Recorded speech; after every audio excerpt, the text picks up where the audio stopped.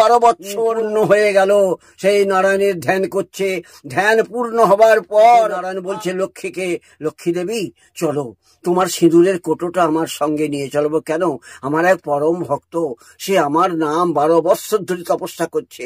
তাই নারায়ণ আর লক্ষ্মী দুজনায় শরীর কাছে এসে বললে, শরী দেখো আমি এসেছি, তুমি 12 বৎসর আমার ধ্যান করছো, আমি ধ্যানে তোমার পূজায় তোমার ধ্যান মগ্নে আমি তুষ্ট হয়েছি, তুমি এসো বলো কি বর চাও। বলছে, প্রভু আমার কোনো বর চাই না, আমি তোমাকে প্রতিরূপে চাই, আর আমার পূর্ণ না হলে, আমার যোগ সাধন না হলে আমি মর্তধামে পূজিত হব না। তখন লক্ষ্মী করল, লক্ষ্মী সিঁদুরে কোটোটা দাও। তখন সিঁদুর, ওই লক্ষ্মীর সিঁদুরে কোটো থেকে এক চিমটে সিঁদুর নিয়ে সরস্বতীর চিতায় পরিয়ে দিল। আজ থেকে আমি তোমায় বিবাহ করলাম গন্ধর্ব মতে, তুমি লক্ষ্মী আমার স্ত্রী, তুমি আমার স্ত্রী। তাই নারায়ণের স্ত্রী হচ্ছে দুজন, সরস্বতী ও লক্ষ্মী।